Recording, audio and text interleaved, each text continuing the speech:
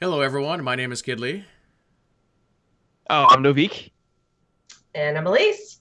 and welcome to our Game of the Year show for 2017. Here in this show, we've got a bunch of really cool stuff to show you. We've got a category section that we're going to do, and then we'll all be showing you our top 5 for 2017. But before we get into that, we're going to just briefly talk about what are our overall thoughts for 2017 and the year in gaming. So I'm actually going to start off with Noviek. What are sort of your just overall thoughts and opinions about this year? Uh, Caught me by surprise there. Uh, the year's been like really, really good for games, but it's also been really oversaturated with open world RPGs. It's kind of like my mentality for the entire year. Like I love all the stuff that's coming towards us, but at the same time, I don't have the time for everything. But overall, it was a really good year, in my opinion, for gaming. But that's just really all I've got. How about you, Elise? Wow, I have almost the exact opposite feeling. I felt the year was, it was good, but it was really a series of kind of like Hulk games that were good. And then another one that was really good, but in between I had periods of really kind of like, eh. And especially with MOBA, multiplayer, online stuff, I just thought a lot of them were just kind of ugh. And then I'm gonna be honest, I really don't get into Japanese game design. So I don't really play Zelda or, you know, Persona. I hate anime. So I can't play Persona. So I know I'm waiting for lots of head shaking from Noviek. And since I'm looking over his list, going, I'm the residential um, weeb. so, for me, I had to nitpick. And also, I'm really into narrative and single player games. So, I was standing up screaming, yes, yes, yes, when Bethesda ran their, save the single player gamers spot during the Game Awards. So I was like, yes, because it just kind of feels like this year I felt kind of depressed and attacked. But there's definite gems this year that were really good. It seemed like you were either really good or crappy, in my opinion. There really wasn't a lot of in between. Yep. Yeah, I really felt like 2017 was a year of sort of two tales almost, to where the year kind of started out really, really good, and then it kind of switched almost towards the tail end where it just seemed like everybody was releasing all these games with, the loot boxes, microtransactions, and overall, there were a lot of really, really strong games this year. And again, the indie market in particular continued to be really, really strong on PC in particular. Yeah. And when you look at my list, I am, in my heart of hearts, I'm a console gamer. I only really started playing PC on 2014. So most of the old classics I have played on console. KOTOR, Morrowind, console. So I have applauded consoles getting in with both feet into the indie market, but they are nowhere near where they need to be really competitive with PC. So, and I actually got to go to a developers convention here in Columbus, and Xbox actually sent a representative to it. It was tiny, and it was for really aimed at new gamers here in Columbus. And the fact that Xbox sent a representative from Xbox to this tiny little, thing really says to me that's where they're trying to jump over Sony on that. So, I'm yay for Xbox, and you saw it too. Cuphead and some other ones that were really good this year were Xbox exclusive. So you go Yeah. Xbox. Yeah, they're doing really good with that. Yeah. So. Yeah, and of course, Steam is sort of still on PC in particular is sort of the headmaster of where most of the indie games fall nowadays. And one thing that's been brought up quite a bit this year is the price of games too cheap, too expensive, too whatever. And I think most people agree that the game should simply be priced based on how much it should be worth, not automatically $60, $100, whatever. And that's when you see games like Hellblade are only like $20, and some of the other indie games where they have a smaller team, so they didn't have a big budget. They can still put out a AAA experience with a lower budget and still only charge $15, $20, $30, whatever. But then you've got the so-called AAA or sometimes even the AA studios who almost think that 60 is not nearly enough, and they think that they should be doing $100 and also DLC and microtransactions and all that stuff. So that was another really big theme of 2017, I thought. I agree. Yeah. I think it's good. I mean, I really like the price points that we have this year. I mean, Hellblade's a good game. It might not be 40 hours of content, but it's only $20, right? I mean, and there are people that's a good chunk of game for them. They're happy with that. And then you have, $60 of, I guess, Battlefront 2 that has, theoretically hundreds of hours. Not sure if that's a good example, but, that's $60. Having choices of value, I think, is good for the consumer. So. Yep. So I think without further ado, we will go ahead and start moving on to our categories. So we've come up with a number of great categories. We're just going to go through them one at a time here, and we're going to choose our best games for these given categories. Now, when we were putting this together, one thing that I sort of encouraged upon everybody was there were so many great games that came out this year. A lot of the big media shops like your IGN and GameSpots and whatnot, you'll see Horizon Zero Dawn listed in every single category when it probably shouldn't be. And so that's something we tried not to do. We did it a little bit, but we tried to generally stay away from that so we could give you as many great games as possible. So to go ahead and kick this off, our first category is Best Graphics Artistic. And I will actually go ahead and kick this off with our number one on this. And my selection was Pyre. This is a little indie game from the developers over at Supergiant Games. They have a track record for making very neat little games where they put a lot of artistic style into them. Pyre, along with their previous game, Transistor, they did these hand art styles for this game. So the game itself just looks absolutely fantastic. Both the backgrounds, the overworld, the character designs themselves, just they look great, and the overall theme and music for that particular game, it just all comes together for what is basically another home run for Supergiant. So I'll go ahead and kick it on over to Alise. What did you have for that category? Cuphead. I would like to say I did get to see Pyre at PAX. It was beautiful. Just didn't get there. So, Cuphead. I love really everything about its look. It's, totally back to the Woody Woodpecker, Steamboat Willie kind of 30s feeling. So different from what we see. It was really nice to see a platformer that was, they took something that's, we've seen before, but then they put a twist on it. I thought it was great. Yep, and Noviek, you also had Cuphead in this category. Any yeah, you'd like to add to that? I just thought it was really cool, like in general. But what they did with the animation was really cool. Apparently, they drew it on paper and then just scanned it in, so everything's hand drawn, which was a really nice detail for me. I just thought it was really unique, a really solid, graphically artistic game, really solid. Yeah. All right, we'll go ahead and we'll move on to our next category, which is Best Graphics Technical. And I'll have Alise go ahead and start on with this one. Ooh, I get to go first. Ooh. Destiny 2. So for all the controversy with Destiny 2 right now in the community, it is a beautiful game. The skyboxes are amazing. Each world had a unique and different environment to it. The environmental designers on the game were on point. So regardless of what people really think about, how the end game is and yada yada with that controversy. It's a beautiful game, really realistic, a lot of different contrasts from the first game.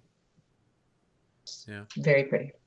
And I'll actually go ahead and follow up what you were kind of saying there with my pick, and my pick was Battlefront 2. That was another game that's got a lot of controversy. Is it good? Is it bad? Whatever. One thing that they nailed, same thing with Battlefront 1, is the graphics of Battlefront 2. It is one of the best looking games that was released all year.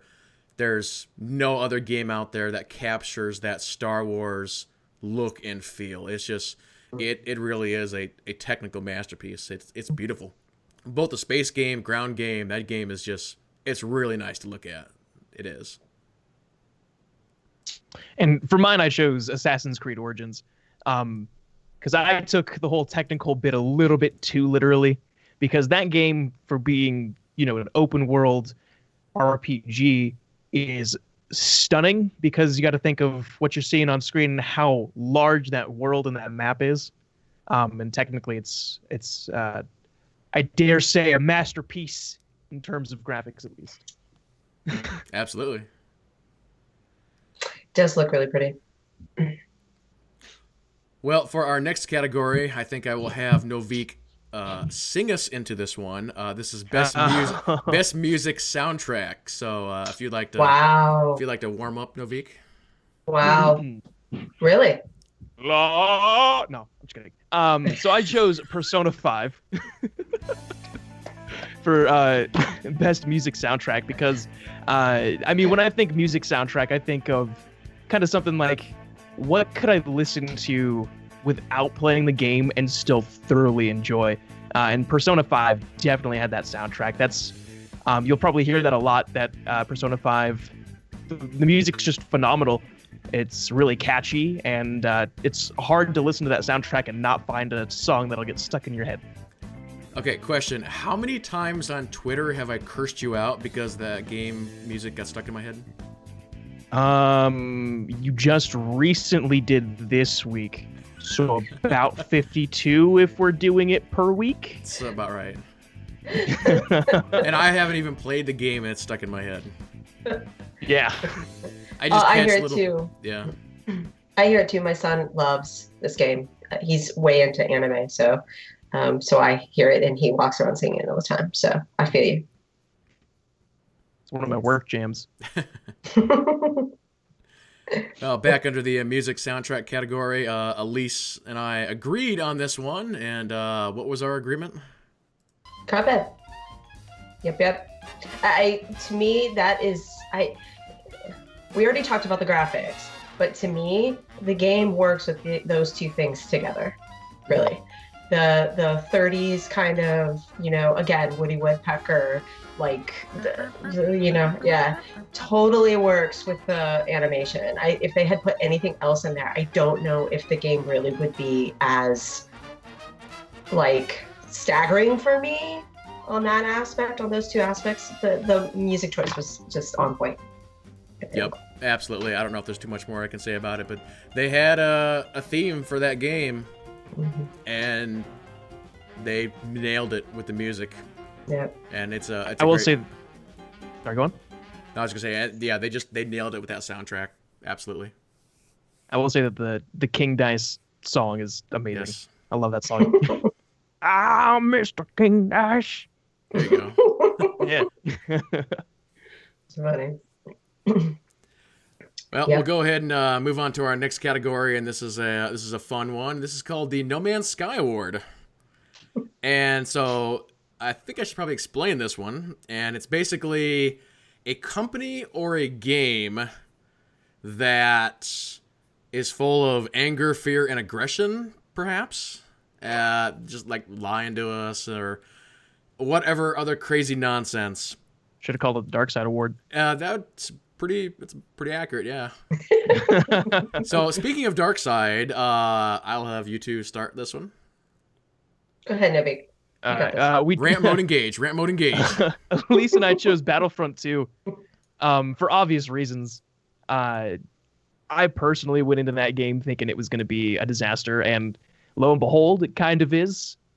The microtransactions are atrocious and kind of not exactly what we were promised originally with the promotional material for Battlefront 2. The gameplay just didn't hold up to me, and the game just really wasn't what they were trying to advertise. Just plain and simple, especially with the campaign. I think a lot of people thought the campaign was going to be more than what it was. I think one thing that really kind of upsets me is talking to other people about the game is that you hear a lot of times that this game could be amazing if it weren't buried under basically the monetization system. Right. So, and I think I called it a loot box delivery system is almost what it is. And that's a shame, being that, Visceral canceled, or EA canceled the Visceral game. That was the other one that everybody, we haven't had much luck as Star Wars fans with Star Wars games in a while. And this was really what people had left. And this is what EA was telling everybody. Oh, you got Battlefront 2, you got Battlefront 2. And then you get Battlefront 2 and it's not what it's cracked out to be. Yeah. And so tier Star Wars fan. I cry every time. Yeah, and the continued lies from EA too, like they've released some press releases saying, oh, this was not our intention, and blah, blah, blah. Yes, it clearly was your intention. It's just you got caught. That is the problem. And now, it should be noted that the microtransactions currently are removed from the game, but the problem is that now that the microtransactions are removed, you clearly see what a shell of a game it really is, and just how bad the progression system is without the pay-to-win aspect. If you like the game, I'm happy for you, but that progression system is a disaster.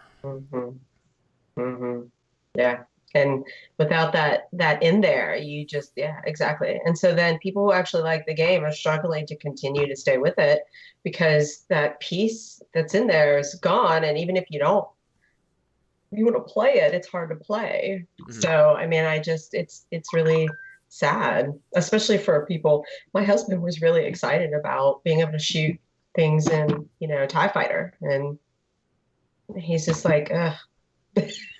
I will say the Starfighter gameplay is pretty solid. Oh yeah, that's probably my favorite part about it. Well, that's good. Yep, absolutely. Well, my pick for this category is just a slight step down, and it's Warner Brothers with Shadow of War.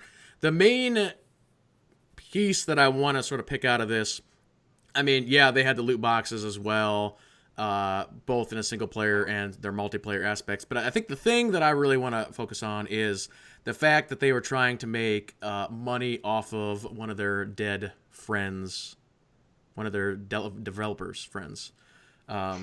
I don't know if I saw you like. Do you know what this one, Alise? Mm-hmm. Okay. I guess I had a different perspective on where they were going, but maybe I could be wrong. So keep going. Okay. Go. Well, the thing is it was supposed to be a purely promotional deal, and the money was going to the family and all this and that. Right. But in the fine print of the thing, turns out across the entire world, there were only a few states within the United States that was even allowed to do this. So anybody else from around the world, or again, most of the states in the United States, the money ended up not going to the family and went to the company instead. Now, of course, later on, they did fix all this, but this is another case, just like with Battlefront 2, where it's they got caught and now they're apologizing. But of course, it was their intention to, do all this stuff all along. So it's just crazy. See, now I knew about the charity thing, but I didn't know about the piece about it only being working in certain states. So there was this, brouhaha about that. And I was like, oh, well, they're giving it to charity. I don't think that's necessarily a bad thing. So, but I did not know about that piece. That's unfortunate. Yeah. Really, honestly, it's unfortunate. Yep. Yeah. So that, and everything we just talked about, that kind of goes into, I think, our overall feel for 2017 as well, on how definitely the second half of the year seems like it really slid apart compared to perhaps the first three quarters or whatever it was. Yep. Well, we'll go ahead and move on to Dark Horse, and this category is basically a game that either came out of nowhere or just a surprise game in one form or another. So, Noviek, if you want to kick this one off. So I chose Prey, which did have some promotional stuff around it. It was announced, a year or two back as well. So it didn't really come out of nowhere, but it's also been a long time since we've had a Prey game, and this was not exactly what, people were expecting for a Prey game. I've never played Prey before, I played this one, obviously, but I've never played any of the other Preys before, so I went into this not knowing what was going on. And found myself really liking it, to find out that it was one of those games, most people just didn't play or didn't touch. And it's kind of why I nominated it for Dark Horse, because I was just, it's one of those games where I was like, oh, wow, this is actually a really solid game, and kind of came out of nowhere for me, at least. Yeah. It's on my list of things to play. I just haven't played it yet. Well, if you like Dishonored, you're really going to like this. It's like Dishonored in space. Yeah, the reason why I haven't started it, I have access to it because my son and I share, and he buys everything. So is that I've heard jump scares, and I can't stand jump scares. So he's like, Mom, and I was like, so yeah. I will say you get really used to them right off the bat. It's the beginning, because I went into it not knowing what it was going to be about at all. So the beginning very much so feels like a horror game. And then maybe an hour in, you're like, oh, this is just like Dishonored in space. And then all the scary stuff goes away from what I've experienced, and it gets a lot better. I love Dishonored. Same. It's cool. Well, Alise, we'll go ahead and switch on over to yours. Cool. Dream Daddy. So, Dream Daddy. It is basically a dating sim made by Let's Players, basically, right? What is it? Is it Yogs or Game Grumps? I almost said Yogs Cast, but yeah. I said Grumpies. Yeah, Game Grumps.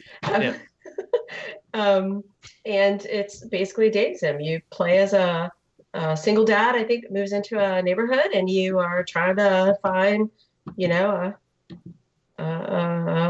boyfriend, girlfriend, your dream daddy. I felt it was really tongue in cheek. It was cute. You play as a dude. So many, I've seen tons of people on YouTube playing it, laughing all the time. It's fun. No stress.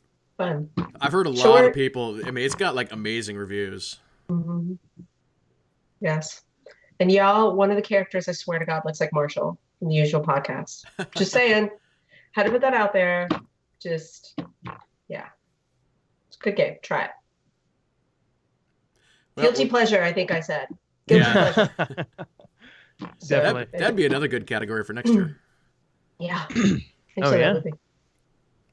Well, I'll go ahead and wrap up this category with, this is actually a late entry. This game just came out a week or two ago. This is Battle Chef Brigade. And it's basically, if you take an idea of a side-scrolling hack and slash and mix it with a Gordon Ramsay cooking show. That sounds cool. It is highly unusual. I don't know what the idea of this world is, but you have to kill monsters in order to cook things to impress the chefs. So, yeah, I mean, it came out of nowhere for, I think, everybody. It's been getting really, really good reviews, and it's a really weird and interesting game. And really, 2017 overall, there were so many dark horses this year. I mean, I could probably list off 10 that would be great for this category. But since Battle Chef just came out, I had to throw this in for that category. Is that on Steam? Yes, it is. Oh. It kind of sounds like it'd be good on Vita.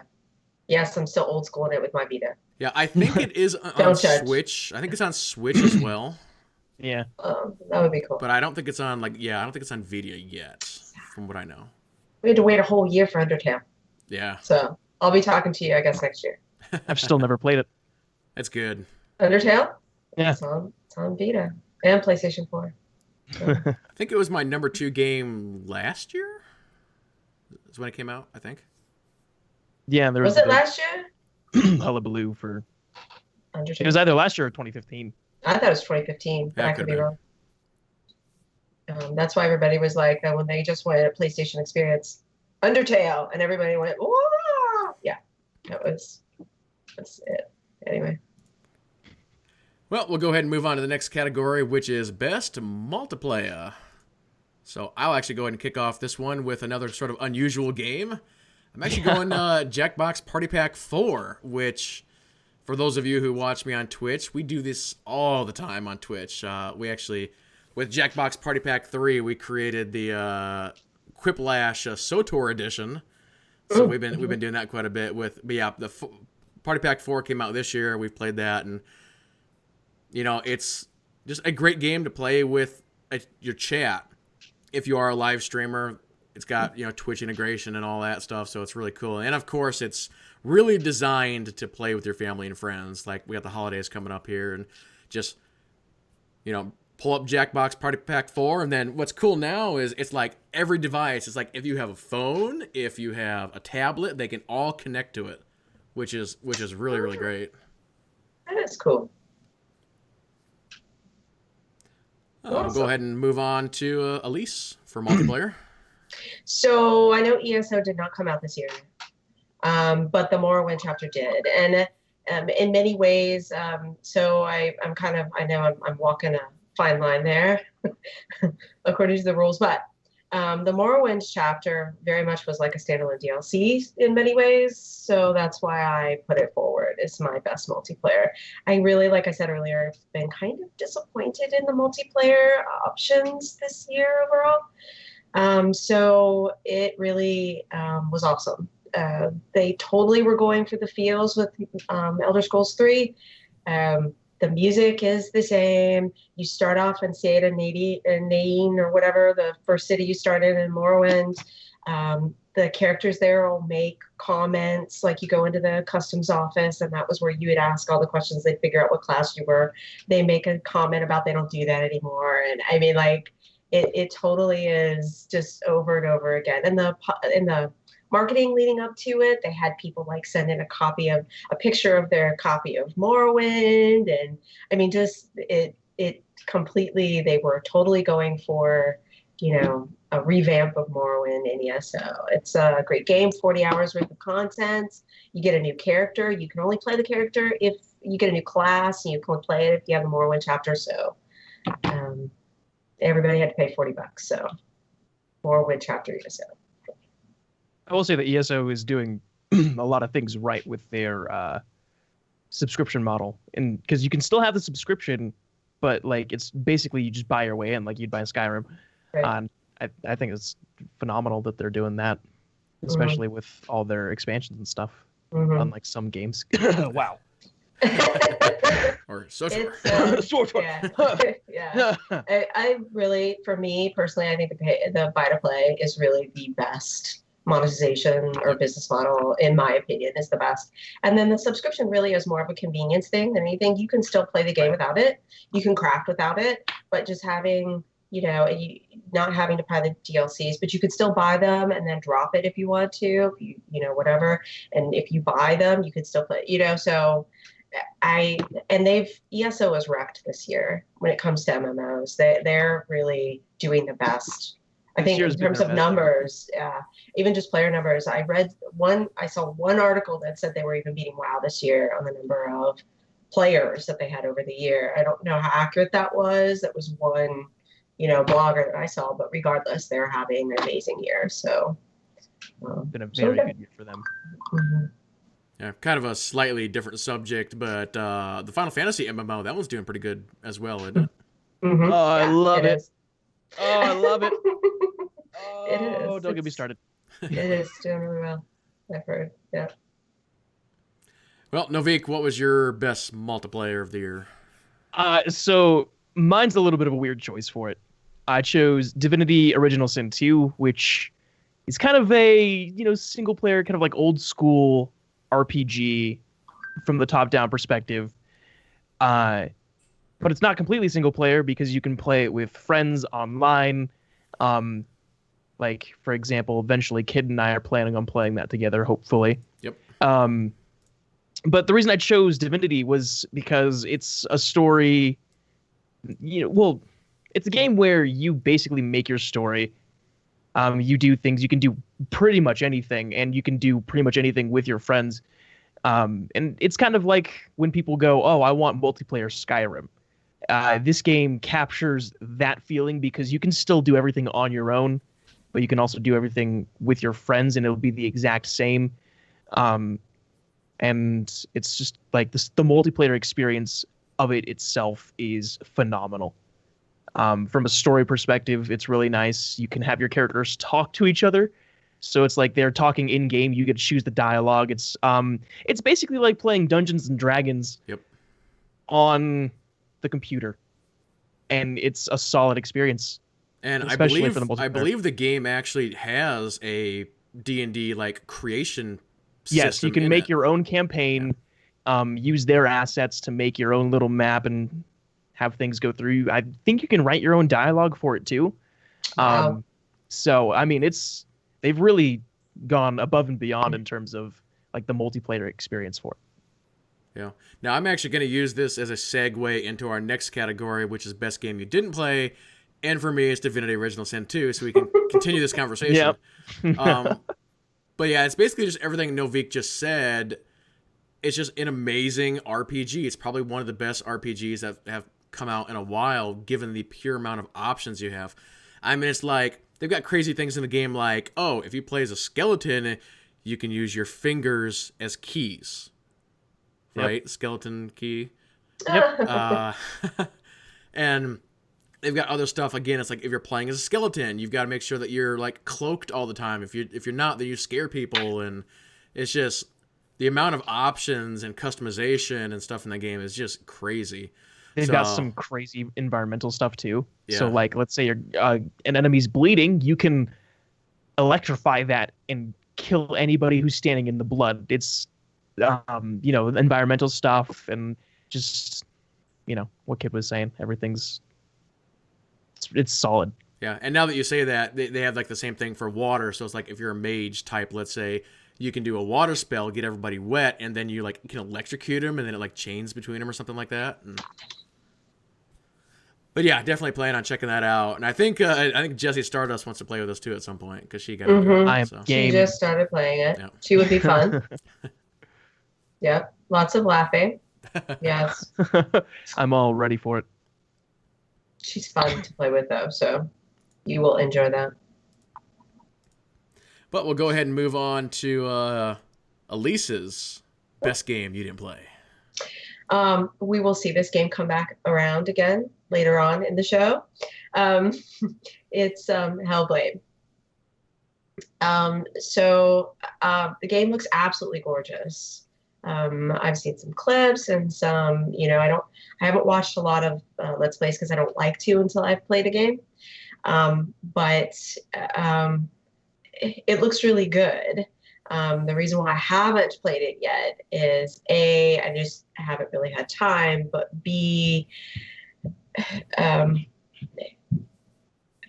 I have to be in the right mood, I think, to be able to do it, and based on kind of experience. I know there's some kind of mental health kind of integrated into the story, and I have family members that have a lot of similar issues, so I have to really be in the right place, and I really haven't been earlier this year. So it was kind of a personal reason why I haven't played it yet. I want to play it. I will get to it, but just hasn't been the right time for me yet. Gotcha. Yeah. And Mr. Noviek. I chose Resident Evil 7 because that was one of the very many games that came out in the first quarter of the year that everybody was just raving about. I've had it on my backlog, like I need to play this. I haven't found a good reason to because I'm a wimp when it comes to horror games. Uh, so I'm kind of not wanting to, but at the same time, I really want to get to this game. I've heard it's phenomenal and horror done right. So I want to try it out. But you played Prey. A little bit different. That's true. A little bit different. Are you gonna play it VR or are you gonna play it regular? I am a wimp. I can't do VR. Yeah. Yeah. VR Well, I also don't have VR, but I definitely I would do VR if I had it, for sure. You do that. I will watch you play it maybe. Yeah, that's All right. a stream game right there. Oh yeah, I was actually thinking about streaming that later today. All right, we should go ahead and move on to our next category, which is biggest disappointment.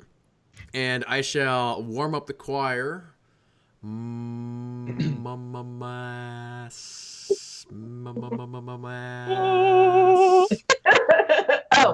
that's right. Mass Effect Are we Andromeda. harmonizing?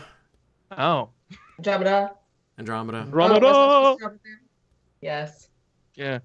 Mass Effect Andromeda. All right, I will actually start this if you want me to. Feel free. All right. Please. For those who don't know, Mass Effect is my favorite series of all time. For whatever reason, I could not get into this one. And I think still to this day, I can't totally figure out why. The number one reason, I think, though, is because of the side characters. Because when you go back and you look at Mass Effect 1, 2, and 3, it is the side characters are such a huge part. Everybody knows Garrus and Liara and Tali, and they are one of the biggest things that make that series what it is. I didn't like a single one of the new characters. They all seemed like they had no personality and just I don't know. I liked Cora. That was about it. But I'll let you guys go on with this one because I can't figure this one out. Did you want to go? By all You go. means, go for it. Go for it. For me, I didn't think the game was a bad game, but there were two big things for me. There was next to no replayability unless I wanted to try the other romances. I'll totally go girl out here. Unless I wanted to try the other romances, there really was not much to replay in the game, and that's kind of sad. And it's for multiple reasons. Lots of people like to talk about that. It's they took away the being able to be a jerk or an angel, right? Paragon or Renegade, right. and a lot of people said that, or the actual defined classes that forced you to play a certain way, and then you'd have to re-roll a new character to be able to play a different way, and that kind of artificially encouraged replaying the game. I didn't really think that was it either. It just, by the time you play the game through and get to the end, you're kind of like, okay, well, what else is there? Like, do you know what I mean? Like, you can go off and do the side quest, but there really wasn't any other questions that were left at the end of the game when you get to the end of the game, because they wrote themselves into basically, an end. That's how I felt anyway. And then the other one is, I think you're right with the side characters. I don't think they're necessarily bad, but there just wasn't that kind of magical kind of, so-and-so's my girl, this is my bro, or, you had that with the characters. And I don't know if I thought the voice acting was fine. Yeah. And the writing was fine, but those two things together just weren't magic. And they were in many ways in the first series. And I am somebody who didn't play the first series until 2014. So I had I was not one of those people that had the nostalgia. I came into this game with no nostalgia. So that's just it. And then I'm not even going to get into the multiplayer, but I absolutely love Mass Effect 3 multiplayer. Mm-hmm. And I tried to love this multiplayer, and it had moments of awesomeness, but the loot boxes, the loot pool came back into it again. And I didn't mind the Mass Effect 3 loot pool and boxes. Those didn't bother me, but this one, they just, it just became bad. The way they did it, the changes that they made for this one were just like bad. Yeah. I can't say it any different. They Yeah, were just bad. one other point that I'll go back to that you said, talking about the different classes. I think for some people that actually was a big thing. I think it was for me because one of the things that I've always done in Mass Effect is like, oh, I'm gonna play through all three of them again, but this time I want to be female, shepherd, renegade, adept, or whatever combination, because there was a bunch of different combinations you could do, and I think that was definitely part of the fun. Mm-hmm. Which, I mean, to be fair, you could theoretically do that in this game, but you're not forced to. So, do you know what I mean? Like, you could have rolled a new character and said, okay, I'm only going to play it like as an engineer class. Yeah. Well, I'm only going to take these things. You could do that. Right. But there's no, right, exactly. You have to, because you could reset the whole thing even midway if you wanted to do that. You could play it multiple ways throughout the entire single campaign. So, yeah. So I have a little bit of a different perspective on this game than most people do. I've never completed a Mass Effect game before. This still holds true. I couldn't bring myself to complete Mass Effect Andromeda. My issue is a personal one. This is totally a joke, by the way. I auditioned for a role, and I didn't get it, all right? Biggest disappointment of 2017. Did you try? I auditioned for. Go, man! I forgot about that. Yeah. Yeah, they were doing those open auditions. Yeah. Yeah. I mean, I found a lot of people that were way better than me, so I don't actually hold any disdain in that. So, but I didn't know what to expect coming in. I know what a lot of people wanted Mass Effect Andromeda to be. Mm-hmm. I didn't have those rose-tinted glasses. I don't have any bias towards the previous trilogy. So I went in thinking this will be a great start for me. And I liked it at first. If we're being perfectly honest, the default male writer is like a skinnier version of me. So I was like, oh, that's me right there. So I had that connect immediately. So I was kind of invested at the beginning, and then as time progressed, I was like, but what am I doing? Like, I'm not accomplishing anything that I really feel like I should be. They talk a big, grand scale, and they don't really deliver that scale. And that was my biggest issue. The multiplayer was all right. Kid and I played a few rounds of it on stream and recorded a few. And I had a decent time with that, but nothing really stood out, and nothing held up to the hype that a lot of people had for this game. And I think that's, for me, why it's the biggest disappointment, because it's something that kind of my true entry point into the Mass Effect franchise, and it was just nothing close to what people had promised the experience would be for a Mass Effect game. Mm-hmm. And that's more on me than the game itself, but the game definitely does have some issues. Or a lot of issues, for that matter. Yeah. I played the game. I didn't do hardly any side quests, but the companion quests, and I played it straight through. So for me, I think I had a better experience than some people who are completionists. But the open world in Mass Effect just do not go together well, in my personal opinion. That was a wrong move. I see where they were trying to go with it, but just... For me, what I understood of it was EA with Mass Effect Andromeda tried doing the whole bigger is better. So they took the formula of the previous Mass Effects and tried to put it in a big open world that just didn't fit. Open worlds. Let me say that plurally. But it didn't work for me. There was not much going on in the worlds at all. It would have been better. It also felt like Dragon Age Inquisition, which was another problem. I was going through this game and I was like, I've played this before. Like, that's exactly what it felt like to me. I've played this before, and I don't know. It just didn't feel like it had any of the magic that people wanted it to have. Okay. I love Dragon Age Inquisition. It's another game I haven't had time to beat. Is on my list. I love that game. Yeah. Yeah. But this wasn't Dragon Age Inquisition, sadly. No. Yeah, that's all. And I was at PAX and got to like see all the hype beforehand. I went to PAX for one day just to see the panel for this. So I was like, let's go. And then I was like, Right. anyway. Well, we'll go ahead and we'll move on to our final category, which is a pretty easy one, and it's most anticipated game of 2018. Noviek, if you want to go ahead and talk about the game that our grandkids are going to be playing.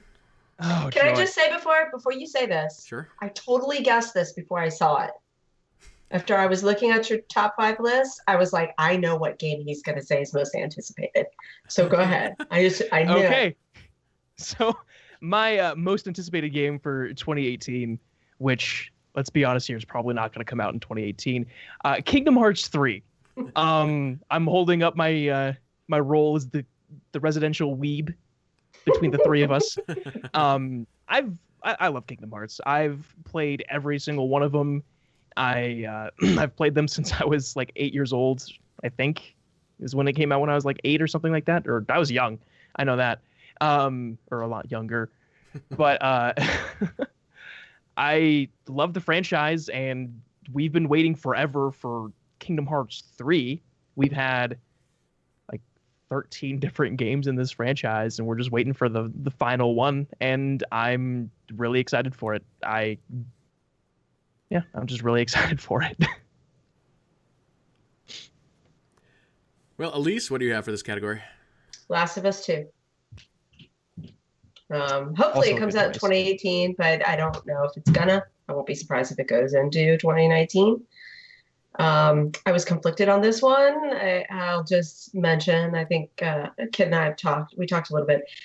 If you had asked me before Battlefront 2 came out, what my most anticipated would have been, it would have been sadly Anthem. Now I'm concerned. So I sat down and I had another one in this block, but I wasn't aware that Last of Us 2 is supposed to come in 2018, so I revised. But I'm waiting for this game. It looks amazing what I've seen so far. I've watched some panels with Troy Baker and Ashley, right? Yeah. The voice actress for Ashley Jensen. thank you. For Ellie. And the director, and they just very much just seem like, they talk about how much they hated finishing the first one. So if enthusiasm has anything to do with it, I am hopeful for Last of Us 2 to be amazing. It's Johnson, not Jensen. There we go. Okay. I knew it was Ashley something. Yeah. That's another game. The first one, I haven't played it yet. I'm playing it. True confessions, I'm playing it with my 13-year-old daughter. I don't know. I might get bad mom of the year. I'll get it for another one later. But Ellie is 13 in the game. So my daughter and I are playing it. She's 13. So it's been an interesting conversation journey, was The Last of Us. So good game.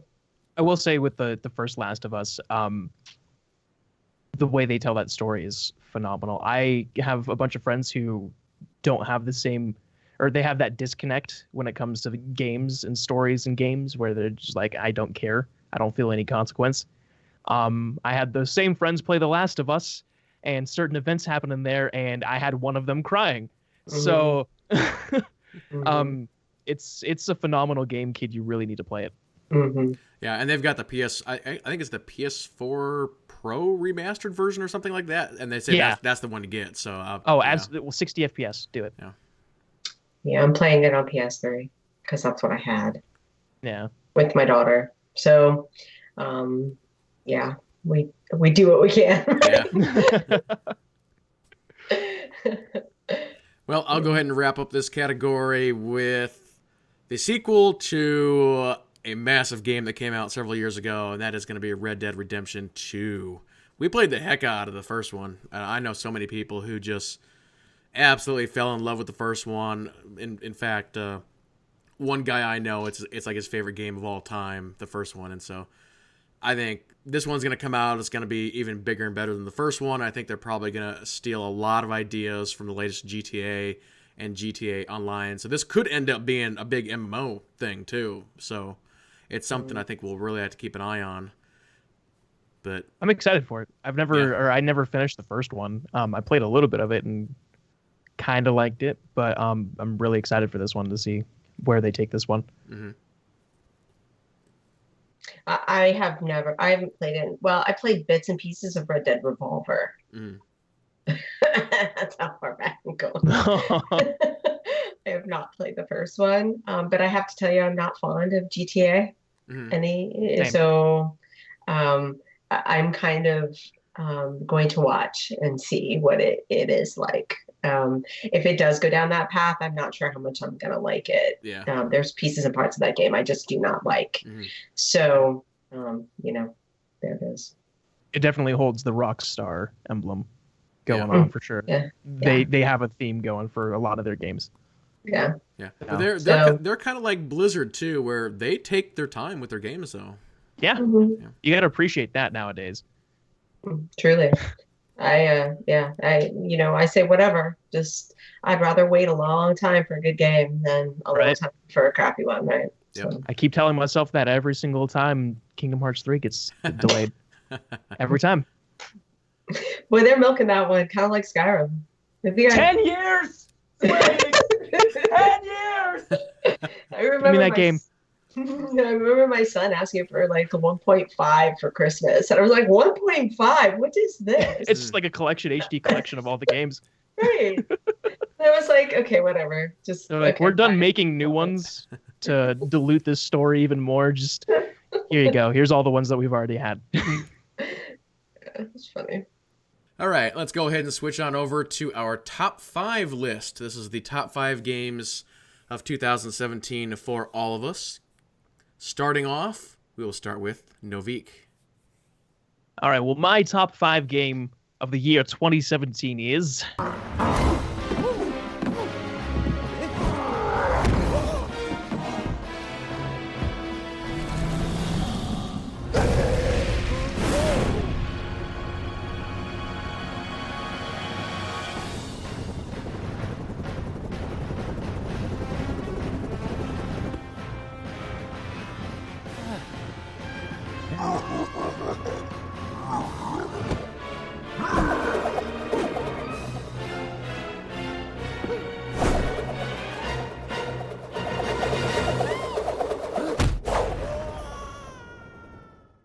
Mario Odyssey.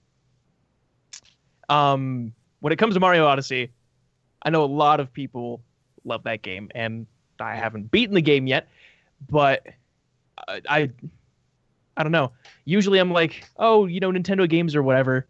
Those are games that I'll play in my spare time or whatever. But Mario Odyssey for a while was one of those games where I was like, oh, I just got to keep playing this, and I just want to keep playing this, and everything's solid.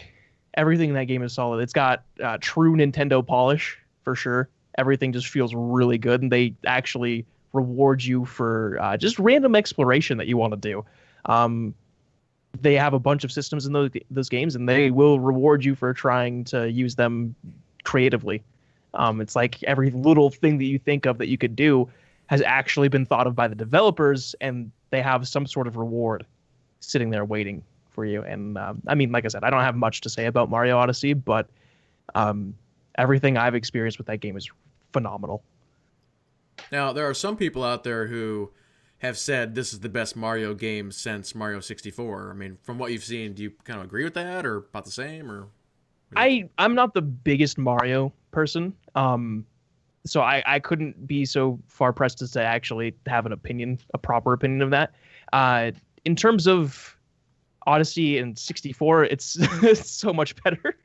But it's definitely my favorite Mario game, hands down, and that's saying a lot considering I don't go out of my way to play Mario. Cool. Well, we'll go ahead and move on to Alise.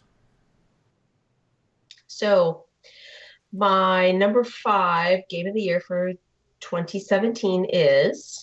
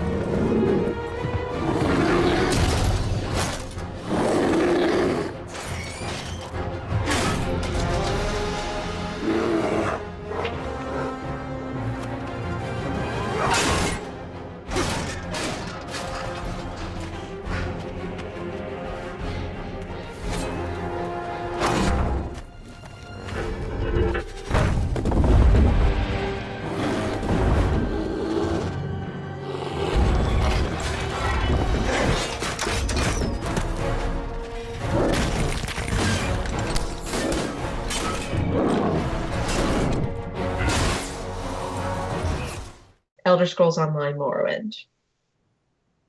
Big shocker. Um, so kind of just to repeat a lot of the things that I talked about in the multiplayer. Again, Elder Scrolls has just really come on this year. Great game all the way around, lots of stuff to do. I love the fact that they tie their achievements to die packs. So it actually makes those of us who don't really give a crap about achievements something to actually do. And with Morrowind, again, they really, really, really tried to play up the fact that we haven't had that Morrowind was one of the favorites, if not a favorite for many people of the Elder Scrolls series. And that this is ZOS, which is the parent company of Bethesda. So they had assets that they could use.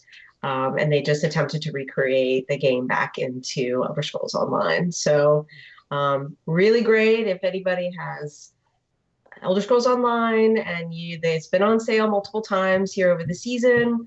It's been as low as 20. I'm sorry, I had a bug.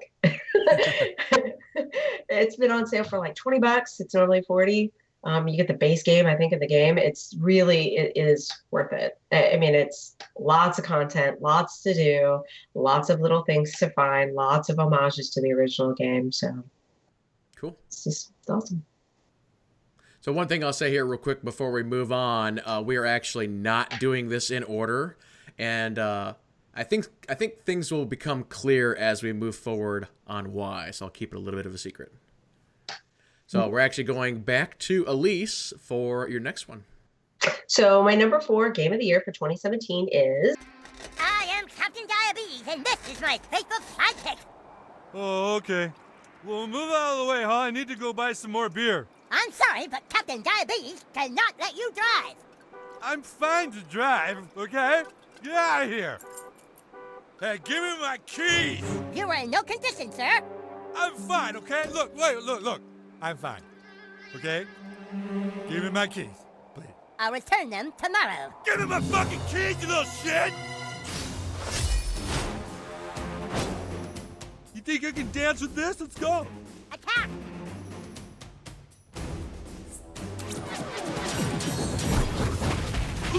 Hey, I almost spilled my drinks.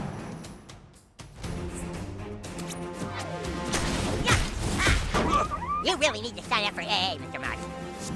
Hey, you kids want me to pick you up some candy from the store? Just give me my keys. No, thank you. I have diabetes. Wait, how long have I been on fire? Jesus. Okay, then. I wasn't good to drive before, but now I am. Thanks for having my back. Now let me have my keys. I'm sorry, but I stand by my previous assessment of your fitness to operate machinery. Fuck!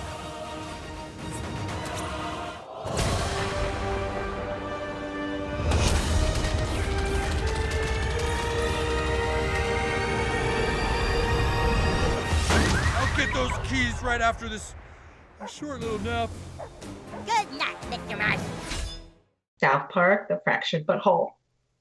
I always have to enunciate the butthole.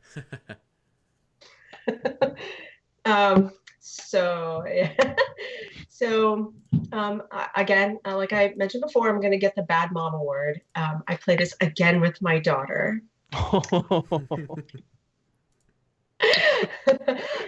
So my defense is that I'm with her when she plays it most of the time, so we can have good conversations about appropriate things. In the first South Park, we had to talk about, we had some good, sex talks and stuff. So, but also she and I have conversations about game things. She really is not a gamer, but she loves the South Park games, both of them, but she loves this one more. And I have to agree with lots of parts. The character creation was great. I was kind of, in the last game, I was kind of bummed out I couldn't play as a girl. I preferred to play as a girl, personally, whenever I have a chance. This time you kind of get to play as a girl. Kind of. Yeah, there's some options in there. I know, but you're basically like transgender. Yeah. So, which is awesome. I thought that was just I just totally thought that was hysterical how they did that. And I mean, the character creation is just like half the fun of the game right there for me. Like the whole character creation at the beginning was just like a hoot. It was a hoot in the first one. It was even more in this one. The story is better.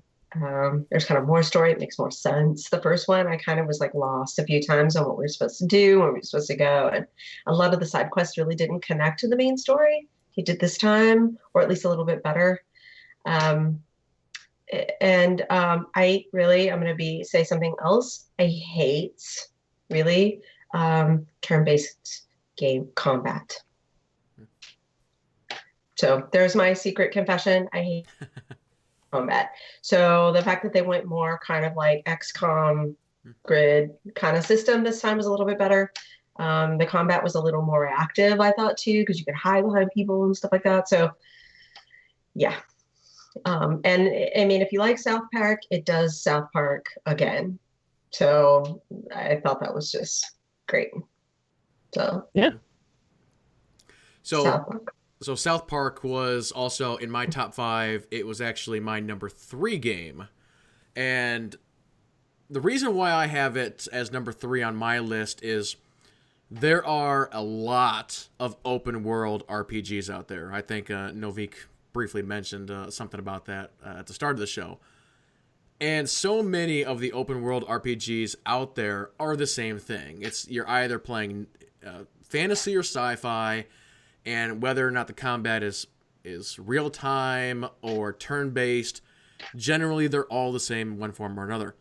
They also are very similar in their themes. Generally it's a pretty serious theme. South Park, the 2 games that they have done, are the only open world RPGs that I'm aware of that have a comedy based theme, which makes them very unusual. And of course, they bring in all of the characters and everything from the actual show. I mean, even when the first game came out, people are like, this is like I'm playing an episode of the show. And you are. It looks identical, which is fantastic. Yes.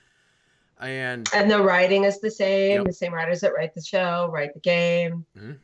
Yeah, absolutely. So if you like South Park, you want to play in South Park, this is it. Yes, keep going, because I'm like where you going with this. Yeah, and I'm actually going to take what you just said one step further. Even if you don't like South Park, I mean, I cannot even tell you the last time I watched an episode of South Park. It has been years.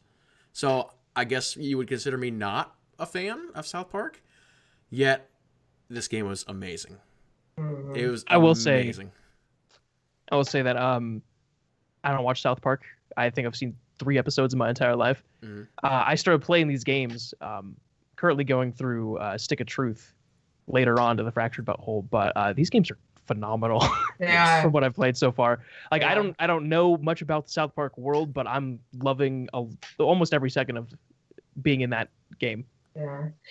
The plus with they really do exactly what you're saying. They really do a good job of doing a good RPG. It is a good RPG. Even if you stripped out South Park, it still would be a good RPG. And I mean, the first game was done by Obsidian. So if you talk about RPG studios, BioWare, Bethesda, and Obsidian is in there too. But then they didn't make the second one. And I know there was a lot of kind of apprehension between people. Oh, is it going to be good? And it is good. And they improved in a lot of things from the first game, I thought, in this one, at least from my gameplay perspective. So, it and if you can bring the funny in an RPG when they hardly are ever funny, usually you'll get me. Same thing with first-person shooters. Kudos to them. So seriously. Borderlands, I love that game. I really don't like first-person shooters as a whole. Destiny I like because it has an RPG kind of spin on it. I would have no desire to play Call of Duty. So, but it's funny, and so I'm willing to play it, and I enjoy it. And South Park is exactly the same way. Yep. It's funny. And like you said, they made so many improvements over the first game. The combat in particular. I mean, like you said, you don't like the turn-based combat systems, but this is a very unusual turn-based. I don't know of any other game that does it like this game does. It's like you said, it's kind of like they took turn-based, but kind of mixed it with XCOM a little bit. Mm-hmm. But then they've got stuff like you can knock whoever you're fighting, you can like knock them into stuff, knock them into each other. There's combos. It's a really unique combat system. It's really cool. It's really cool. I think I'm actually going to replay the game a second or maybe even a third time just so I can try like different classes in that game. Because I did my playthrough as basically like an elemental range guy. But I'm kind of like, you know what? I kind of want to do it as like a melee speedster, assassin, ninja kind of guy or something, just to try to something different. But yeah, just overall, it's a really unique and really funny game. It's really cool. Mm-hmm. Well, I think we'll go ahead and go back to Alise once again for the next one. This is funny. Okay, well, my number 3 game of the year for 2017 is... When I first caught sight of Dowd, I was just a broken kid, staying alive out of spite. He cut the throats of 3 men without making a sound, leaving only blood and death in his wake. I don't know what I was hoping for when I followed him that night, but he shared his strange magic with me. And more than that, his skill, his time, his trust, and sometimes his secrets. Now he's not the man he was. Here in his final days, he's got wounds that won't ever heal and regrets as sharp as mine. I know how much that carves you up inside, but I found him, and he wants me to help him make up for a lifetime of sins by killing a god. The Abbey teaches us that the outsider preys on weakness, that the void is the source of doubt, heresy, and suffering. That the outsider is to blame for all our ills. Who knows? Maybe they're right. Dishonored, Death of the Outsider. So, I loved Dishonored 2. Dishonored 1 was okay, but I really loved Emily and Dishonored 2 and her kind of ability set. Getting another piece of Dishonored, I was kind of weirded out about the fact that it was a standalone DLC. I just did not understand how that was supposed to work. I mean, it's basically kind of like, you know, getting a short indie game kind of, sort of, right? I mean, it kind of is what it is. And then, you know, of course, then Uncharted decided to do the same thing. So with their one for this year. I have not played that yet. Otherwise, that might have made it on my list too, but I don't know. I love the abilities. I like the fact that we're kind of finding out about the outsider and that people are mad and want to do something about it. I liked Billy from Dishonored 2, so having her come back around in the next second game was great. It's a single player game, and I really, if you haven't noticed at this point, I really like single player games. So it's just, if you like Dishonored 2, it's just more kind of Dishonored 2 standalone with the outsider. He was cool. That's definitely on my list to play for sure. And I know in Dishonored 2, the voice of the outsider was the guy who does the Penguin in the Gotham TV show. Really? Oh, really? Yes, that is him. So I thought he did a really good job of the outsider. I really enjoyed his performance over Dishonored 1. So, you know, there you go. Yeah. Death of the Outsider. Awesome game. Go get you some. All right, we'll go ahead and move on to Noviek for the next one. So it looks like here that I need to be talking about my number 2 game of the year. So my number 2 game of the year of 2016. Yeah, let's go back a year. 2017 is... This story is a work of fiction. Similarities between characters or events to persons living or dead in your world are purely coincidental. Only those who have agreed to the above have the privilege of partaking in this game. Go, get in there! This one's weak to electricity. Let's do this! How about this? I'll cut you off! It's almost scary how good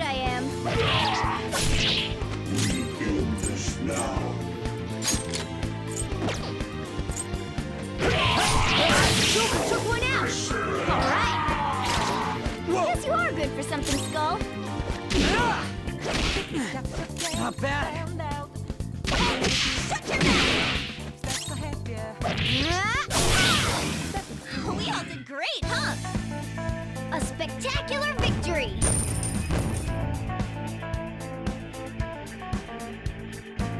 Okay. We beat. Persona 5, go figure. Oh, I love this game. I love this game. You don't understand. I love it. It's so good. So big thing is I'm very much so into the whole anime aesthetic. It's not my favorite, but I can appreciate it. I love art styles, very stylistic games. This Persona 5 is absolutely stylistic. The music, I know we talked about it a little bit, but oh my gosh, it's just like they've got music in this game that fits almost every situation. This is literally the first game soundtrack I've ever listened to outside of the game at work and just jammed at it, just jammed to it at work and did my thing at work and was listening to the soundtrack. The sound's amazing. This is also the first game in a long time that has provoked a legitimate emotional response. Other than Cuphead, but that was just pure rage. I guess this emotional response was rage too, but it was a more well-founded rage. Because usually, I get mad at games, obviously. Everybody does, at some degree. There was something going on in the story. I'm not going to talk about it, because y'all should play this game if you're into the aesthetic or anything, where a character was doing something that just made my blood boil. And it aggravated me for several days after I got through that bit. And I was just like, I can't believe they did that. And I was mad. And it was, later that I realized that I had a legitimate emotional response.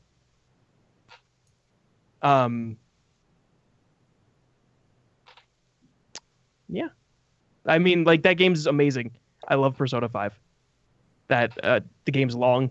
It's 13 hours for the tutorial. Yeah, which is crazy. The game's 130 hours long on your first playthrough, and there's just so many choices, so many things you can do differently. It's got an insane amount of replay value for it, for a very whatever it's called. It's linear. There we go. That's the word I'm looking for. Linear. There we go. For a very linear game. But it's also surprisingly open for a linear game with all the choices that you have available to you. The combat's great. The dialogue's really good. It tells a good story, and I love this game. That's all I'm going to say. Because I can go on for hours. One thing I'll mention here real quick is one thing I've heard from a lot of other people, and this might kind of sound weird, is they say that Persona 5 is the best game that's ever been made when it comes to the interface and the menus. So this Persona 5 has the most stylistic menu I've ever seen. It's really weird at first. It's overwhelming at first, if you're not playing the game yourself. I was watching someone play before I got the game and played, and I was just like, how do they know what's going on? Because there's just all different sorts of shapes and colors just popping out at you for these menus, and it just switches to weird things. And it's not really something you get until you're playing it, and you're like, okay, so this is just how it works. But when I don't know, it's stunning what they've done to that game. The amount of detail in everything they do with that game, even the menus, is phenomenal. Okay, we'll go ahead and move on to one of my games. So my number 2 game for 2017 is... Here's a real high-class bout. Now go!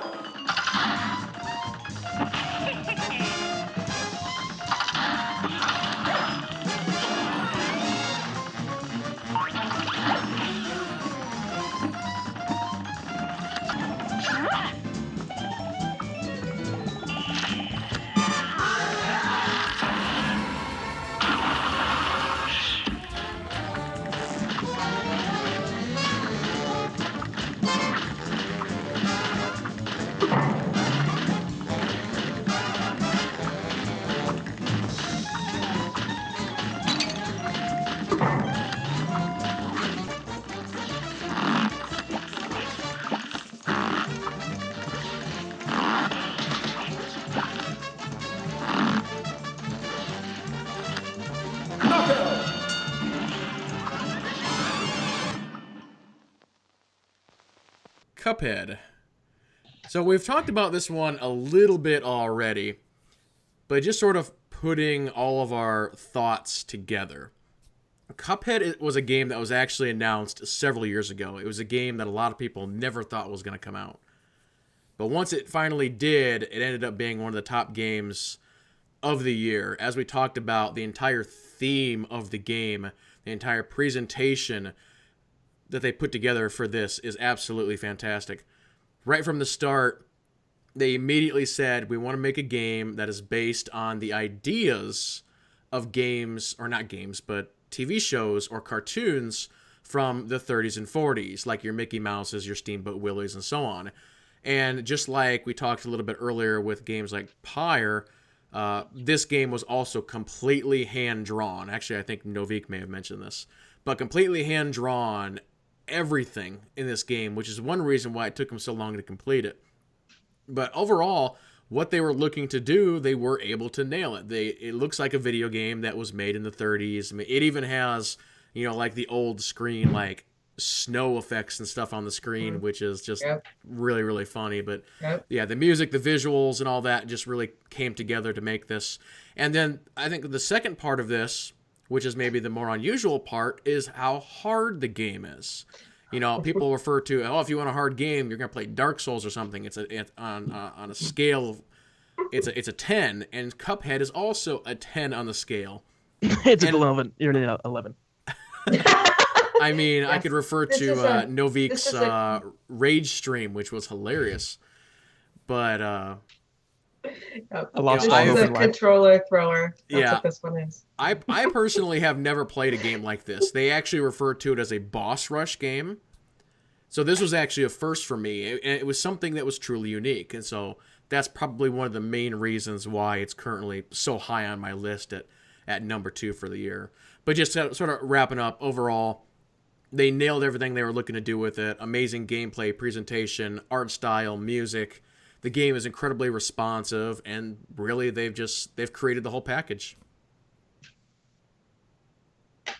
Yes. God, I hate that game.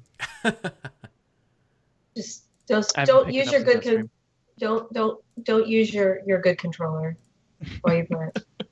Use your That suddenly would be your worst. Yeah. Well, we'll go ahead and move back on over to Alise. Wow. Yeah, weird.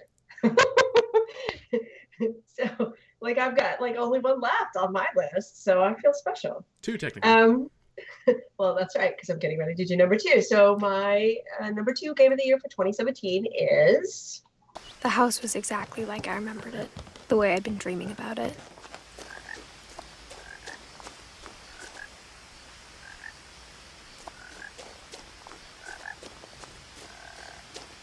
As a child, the house made me uncomfortable in a way I couldn't put into words.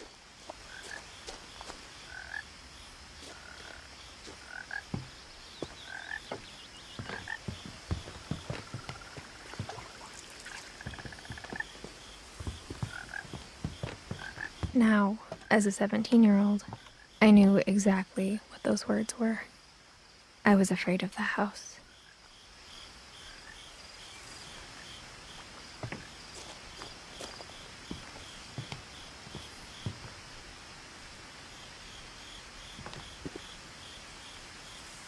I hoped the key might unlock the front door. It didn't.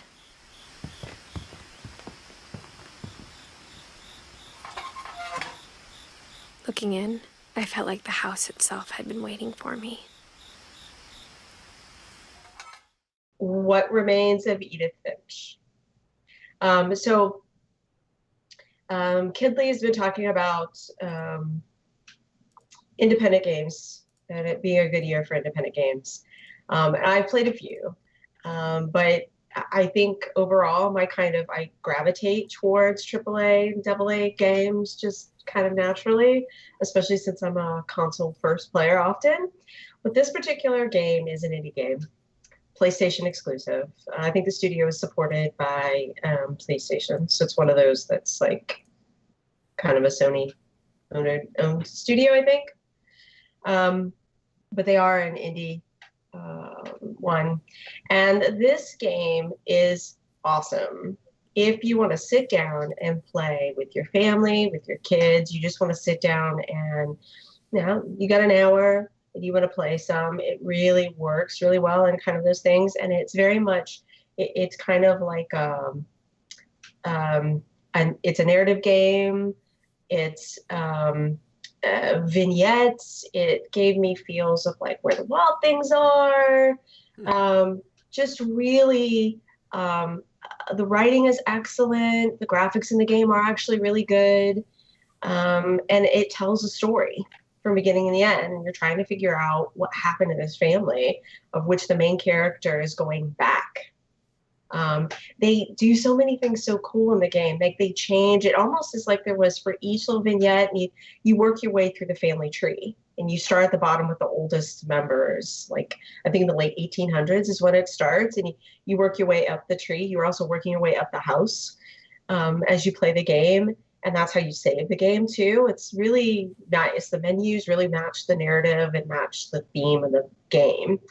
And then in some of them, it's almost like they had different teams working on each little vignette, and you're playing as each member of the family's last moments. That's how the game is set up. There's not a lot of combat, really. It really is a narrative game. But like they tell one in a graphic novel style, and then, others were realism, and the one was very much where the wild things are. You're hopping from one animal to another and to another, and the little girl thinks that she's imagining that she's each one of those. And it's a great, great game. If you haven't played it, it goes on sale or whatever. And you have PlayStation, sadly it's a PlayStation exclusive. Get the game. It is good. We'll enjoy it. Yeah, I think out of all the games that came out this year, or at least the ones we have on all of our lists here, that's the one game that I know almost nothing about. Same. I got to meet the developers of Hack South, and I got to play the game with some of them. And even the little piece that I played was just awesome. And I've seen a lot of game journalists who are big into the writing and the narrative have called this game out. It really is what you play that you can play with people who don't like to play video games. But if you don't like narrative games, you may not like this one, because when I say there's no fighting combat, there is no combat. There is no puzzle figuring out, really. This is a narrative game. You're playing for the story, but the story is very good. Cool. So, awesome. Well, we'll go ahead and move on to Noviek for the big one. All right, so my absolute 100% game of the year is... That look on your face tells me that you have no recollection of me, however. I think you are now ready to hear what happened 100 years ago.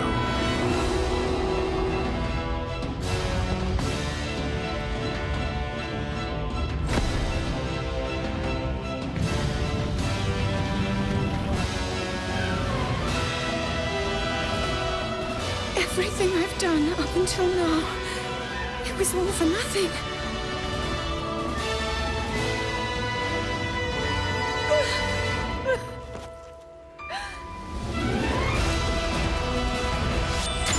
Here it comes!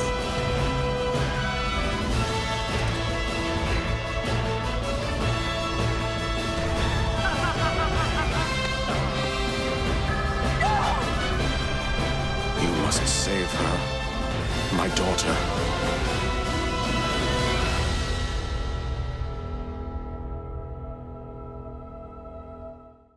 The Legend of Zelda, Breath of the Wild. And what could I say other than, oh my gosh, this game. I know I did the same thing with Persona, but like, words cannot describe my love for this game right now. I've generally been, like a Zelda fan. I enjoy the Zelda games. They've been very linear, and I enjoy that aspect of it. Breath of the Wild came in and just completely overtook and completely changed direction for what we have known a Zelda game to be like. It's very much so in the vein of the original one, the original Legend of Zelda, where you walk out of a cave and you see that mountain, go to that mountain, or you just explore. Obviously, the first one was kind of, not as expansive, but Breath of the Wild, its music is phenomenal when it does play music, because it has a lot of moments when you're exploring where it's just quiet to kind of, emphasize the sound of the breeze going through the grass or the trees or anything, really. They've done so many changes with this game. There's a cooking system. There's a weather system. There's a climbing system. You can actually jump manually for the first time as Link. Clothes, dyeing clothes, all sorts of weapons. The one thing I will say, since we are on weapons, is I hate the degradation system of this game. Yeah. It's like you get a really cool weapon, like a really cool sword or a spear. It's like 3 hits and it's gone. It just is destroyed. And I really don't like that. But the exploration of this world, like, here's how I would describe The Legend of Zelda. Like, usually you have a lot of open world games where you, in the vein of Assassin's Creed, you look at the map and there's just a bunch of like logos or like icons all over the map. And you're like, oh, well, this is what I'm going to expect over here. And yes, The Legend of Zelda does have that, but it's after you've discovered something. And that's one thing I really appreciate with this game specifically, is that the developers trust you to explore. They trust their game enough to have the player sit there and look out into the world and go, I wonder what's over there. I want to go see what's over there. And they trust the player to have the attention span to go over there. That being said, when you start going somewhere, you're more than likely going to find something else that'll distract you. So you'll like put a marker on the map and you'll be like, all right, I got to go over there. I've got something I got to do over there.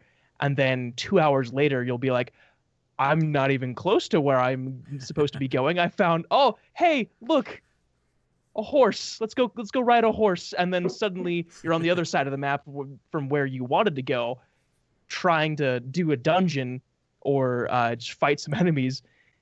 This game's also very unrelenting, especially in the beginning, where you're going to die a lot in the beginning. And it feels like kind of artificial difficulty, and that's another gripe. Well, not so much gripe, but kind of problem I have with the game.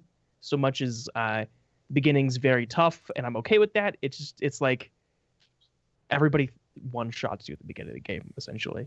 So that's kind of like a, oh no. But once you get over that, once you get past that wall, because it's the way the game's trying to teach you how to play it, by being severely punishing at the beginning.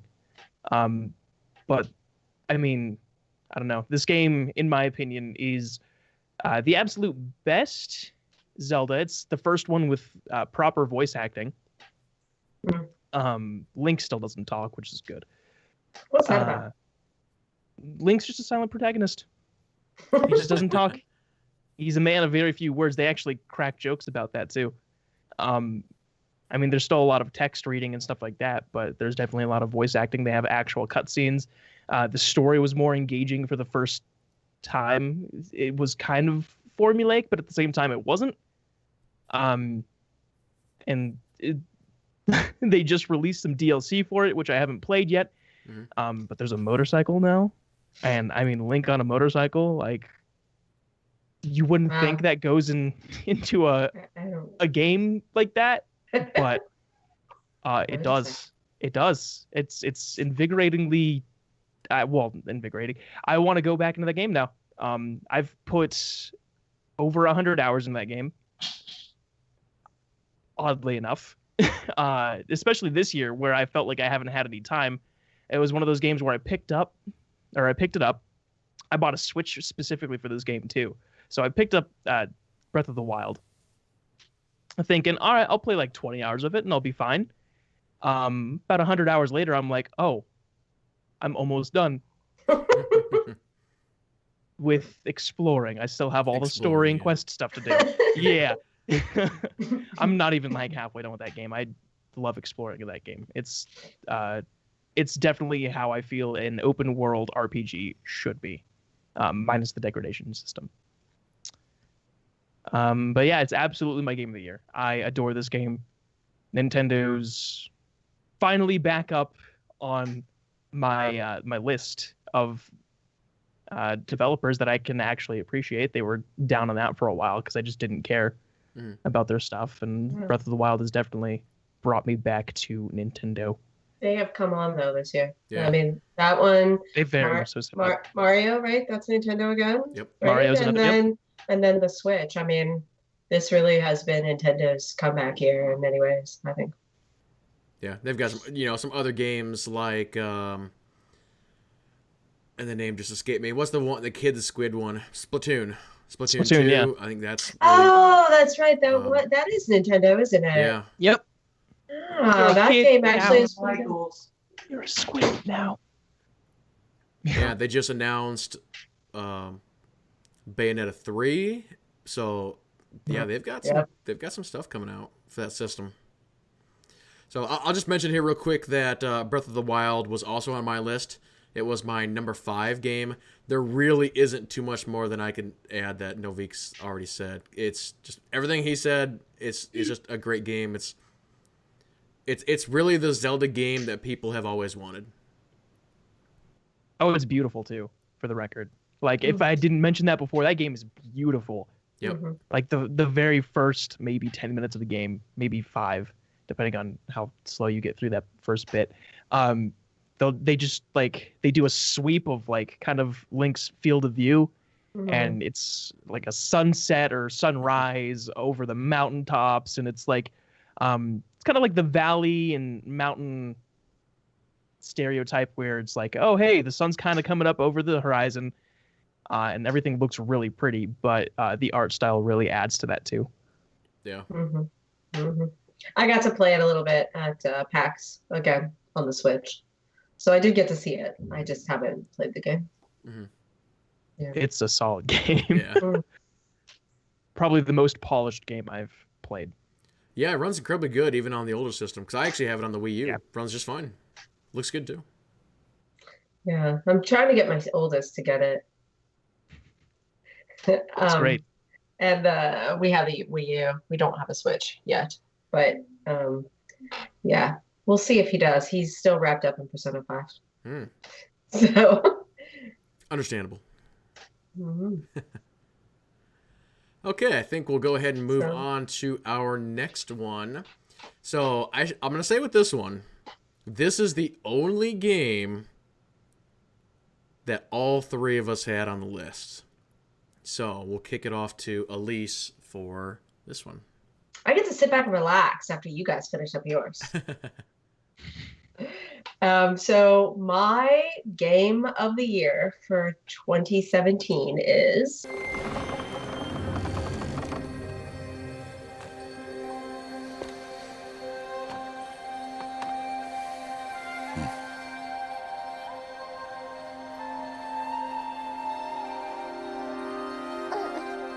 What's that now?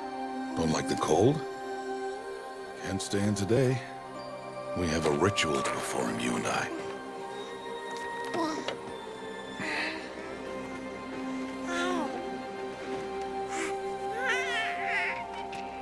Here.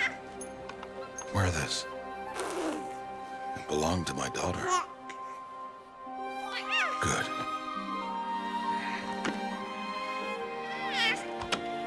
Today, I speak your name, girl. But will the goddess speak it back?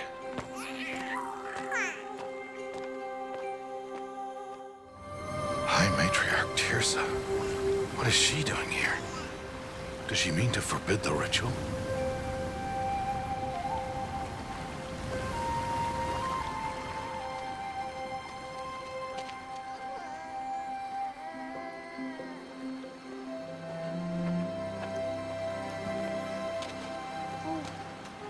No, off your knees. It's nearly time. And yes, you may speak to me. You came to bless the naming.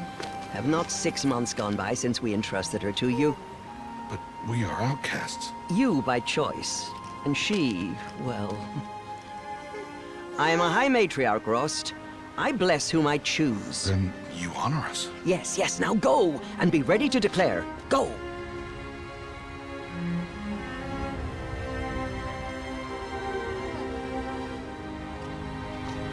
Oh, Mother, this child needs a name by which to know her.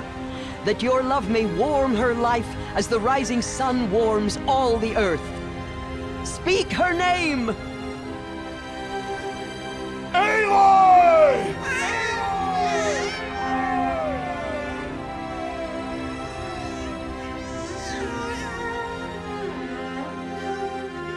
And so her name is blessed. Stop this at once! What have you done? I've blessed the naming of a child. Stubborn woman, you call that curse a child? What did she tell you about his birth, outcast? Answer! I've done only what you asked. To raise it, yes. We said nothing of love. Enough. And you, blessing its name like it was one I of the know Nora, my duty one to of the them. tribe. And to you. Without consultation. I'm here. And wherever you go, I will follow.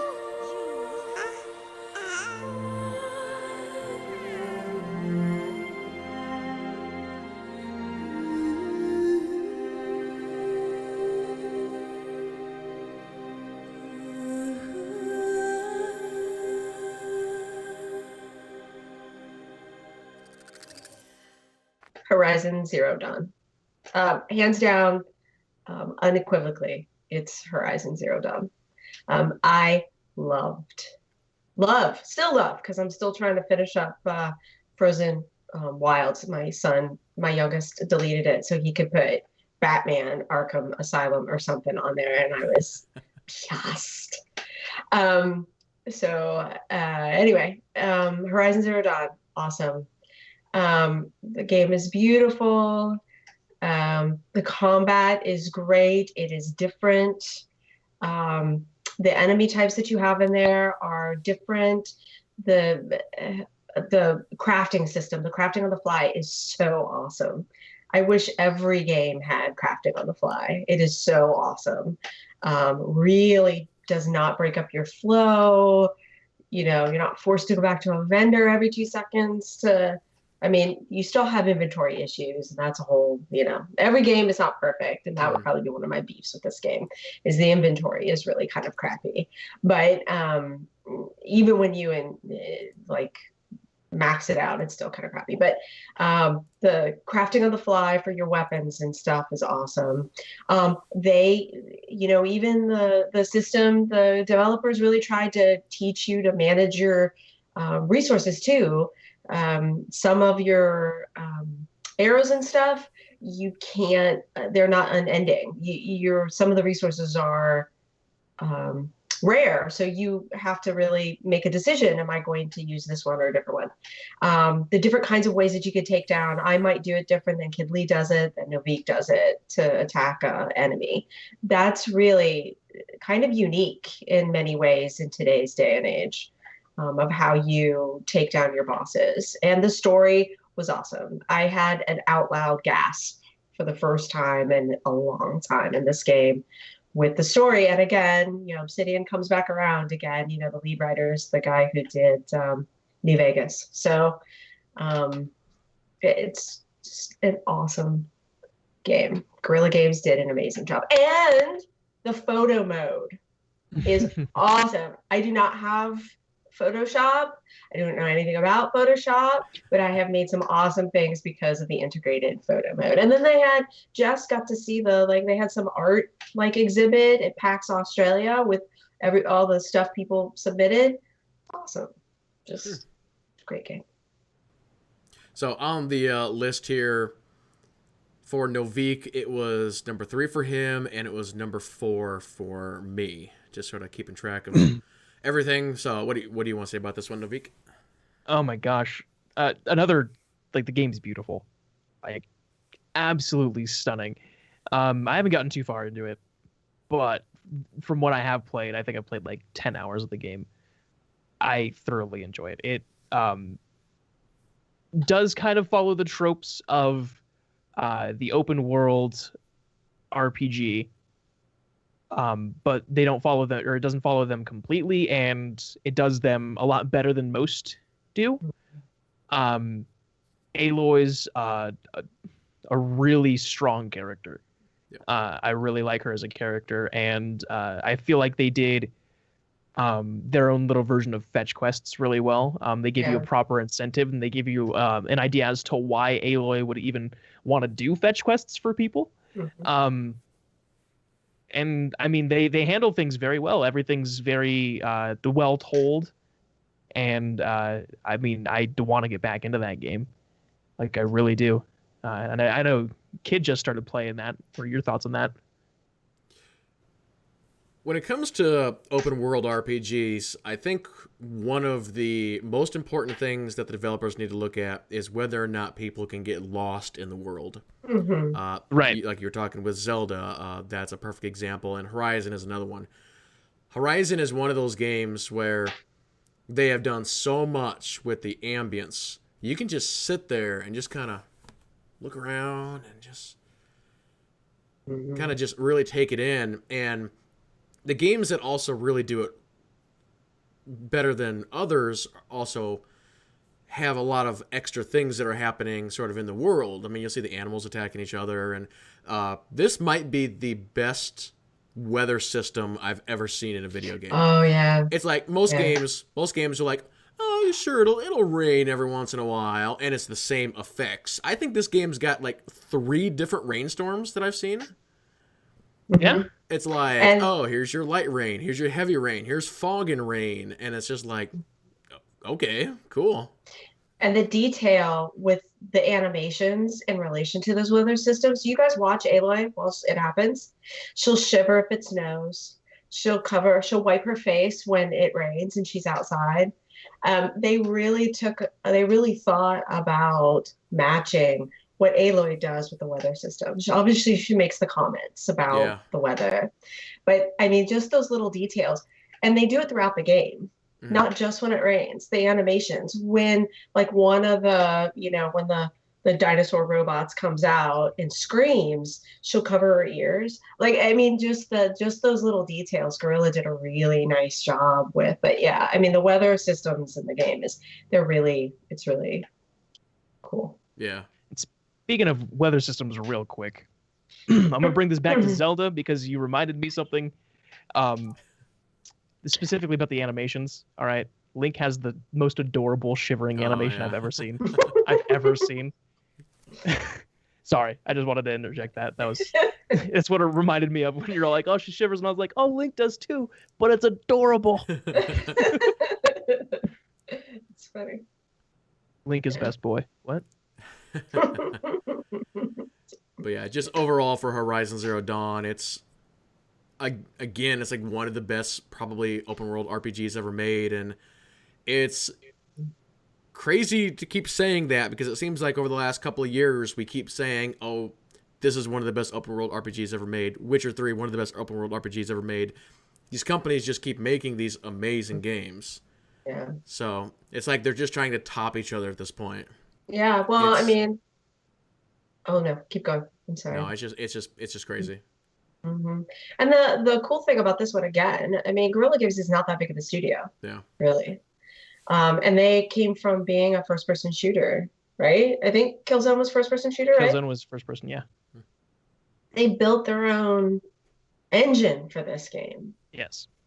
Completely went from one game type to a new one. And Kojima's going to use the game engine that they built for this game for his Death Stranding. So, I mean, like that just, I hope this continues, that innovation, the going Cuphead, pushing that envelope of doing something different. I am tired of having Destiny clones, WoW clones, blah, blah, blah. Do something different because there's so many games out there that it's going to become, I mean, the number of games that people buy every year has gone down every year. The number of games people actually pay money with, and it's going to get tighter. And I'm hoping that the game companies are looking at this stuff and seeing what worked, and then, you know, pushing the thing forward. I say, go for it. Yep. Well, cool. So I'm gonna sit back, listen to y'all. Go. Well, we've only got one more game, and it is my game of the year. So, ladies and gentlemen, my 2017 game of the year is... I know what she's thinking. I hear her thoughts. It's not too late to get into the boat and go back. No one will judge her. No one will ever know. Oh, she heard us. There's no going back.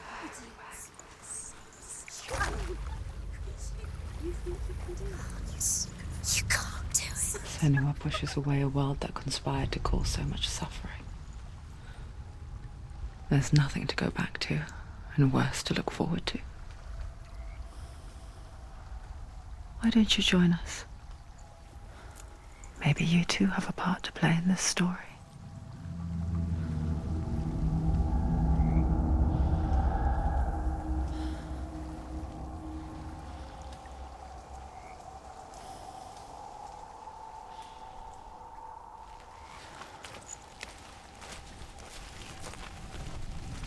Look really clearly. Focus, Senua. Focus. Focus and you'll see. What happens if you focus?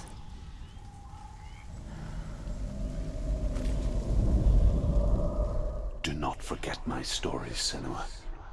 Because your darkness comes from hell, and your fate lies there. They say the burning of a corpse will take you straight to Hela's gate, but gods and the living will follow this path. You must leave the Isles of Orkney across the eastern sea and find a road that leads north and down through deep, dark valleys. After 9 nights of riding, you will follow a great river and will find a bridge covered in gold. The path to Helheim goes from there, across the River of Knives that flows from the dark world of Niflheim.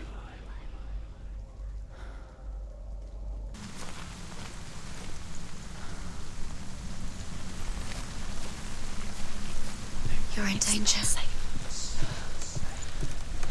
Keep going, whatever you do, don't stop. You can't.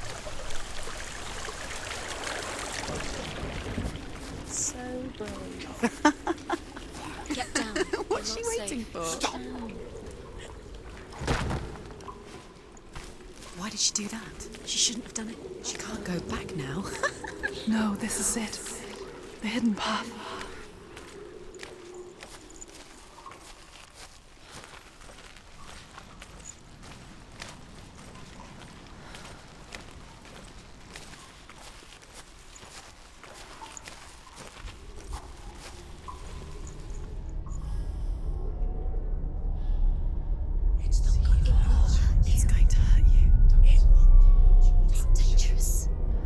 Don't kill me.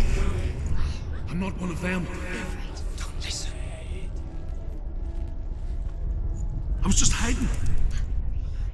I find I live longer that way. Don't listen. I'll never let the bastards catch me again. Never! Wait. Who are you? It's just a memory. Druth? Is that you? For my tales of the Northmen, they call me Druth. A liar. He's lost. An old fool. Druth is my truth. Huh? It's good to see you again. You kept your vow. Guide you in this life and the next. I will tell you my stories of hell, if I may walk with you.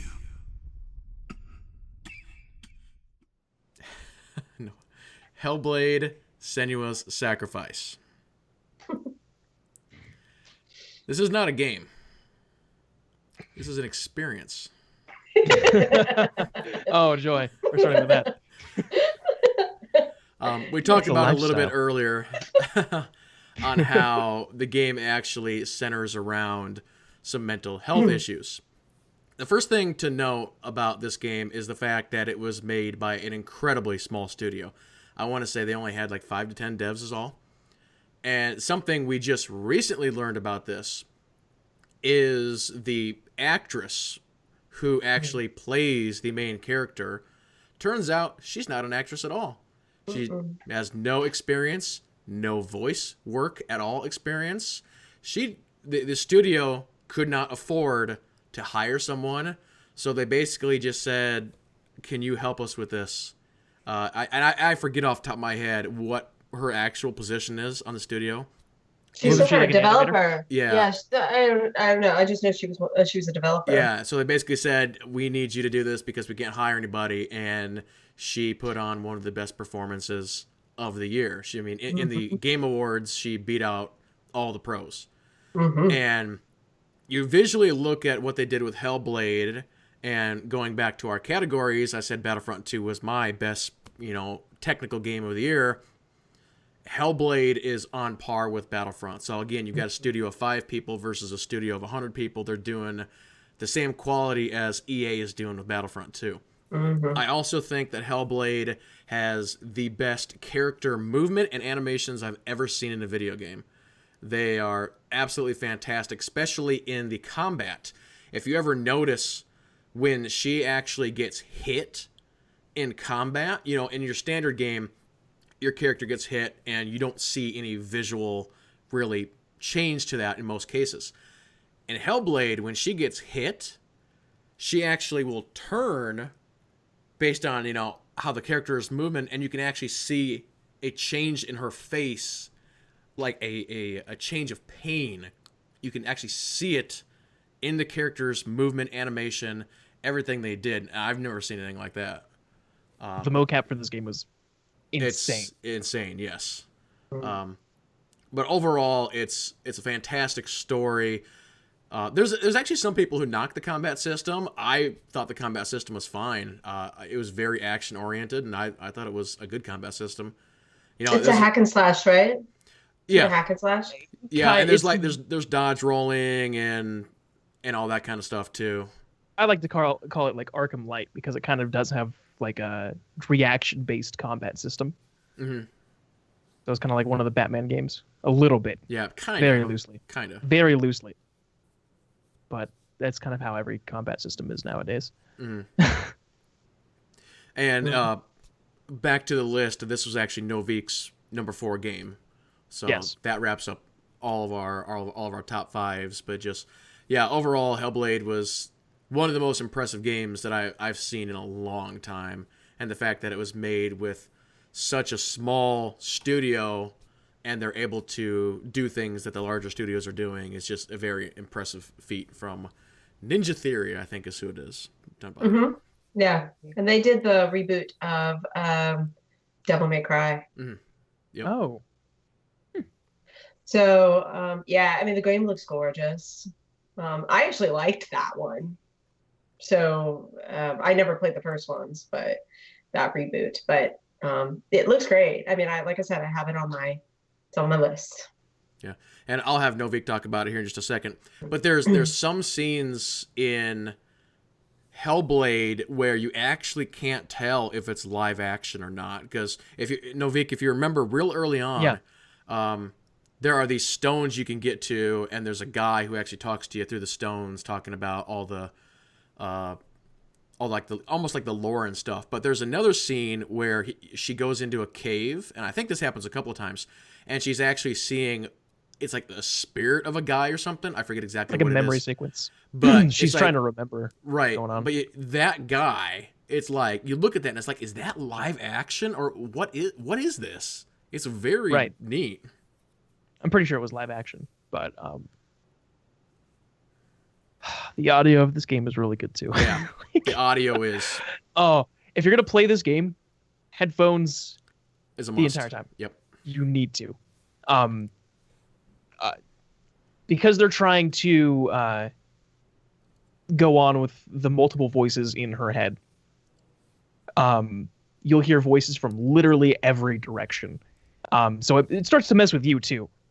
They also do this little like eerie like ambience, very underlying, but it's meant to make you feel unsettled. Kind of get into Senua's mindset. Kind of feel the same fear, or at least the creeping horrors underneath inside her head, and it does a phenomenal job of it. The audio in this game is masterfully done. Yep. Especially with how they approach it, and what they're trying to convey. That's really all I have to say about it. That game is great. That's my number 4 for sure. Yeah. I want to talk about one thing you just talked about, and you said it messes with us.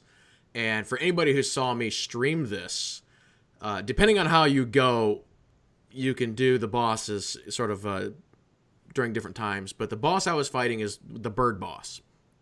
And you have all these voices in your head, and you can hear them, so it sounds like they're in your head, right? So you got some of the voices that are like, oh, you're going to die, you're going to die, you're going to die. And there's other ones that are like, no, you're going to live, you're going to live. No, dodge it, dodge it, dodge it. No, don't dodge it, don't dodge it. Go this way, go that way. You have all that going at the same time.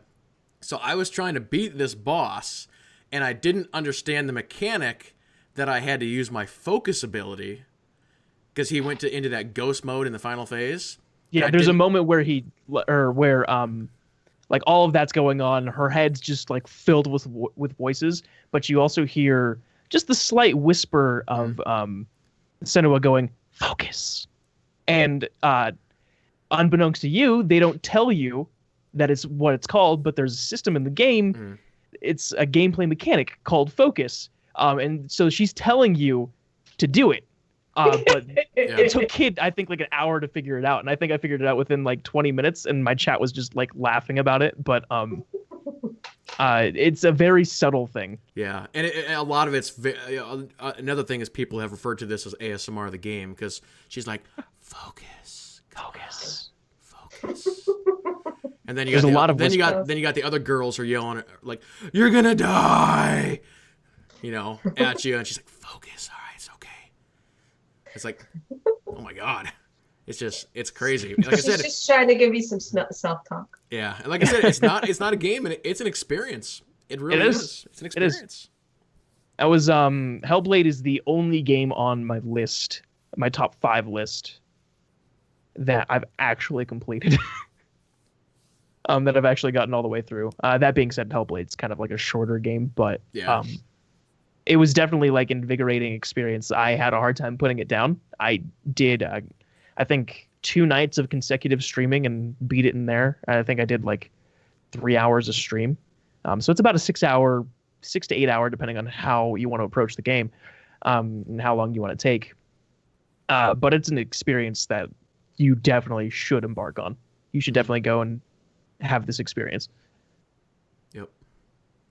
Well, cool, everybody. That is our top 5 games and our games of the year for 2017. As we sort of wrap up the show, is there anything else you guys want to talk about? I don't think so. Yeah, I think we pretty much covered it all. Did pretty good. It was a good list. I really like the fact that we kind of had some combos, but really there was only one game that we universally agreed on. I think that right there says that this year there has been choices for everybody. Right. No, we didn't have a year where everything is a first-person shooter, or everything was Destiny, or everything was an MMO. It's nice. We got real close this year, for sure. A lot of the AAA stuff, at least. Oh yeah, yep. I agree. So yeah. Cool. Well, as we wrap things up, Noviek, you want to go ahead and do some shout-outs? Sure, I guess.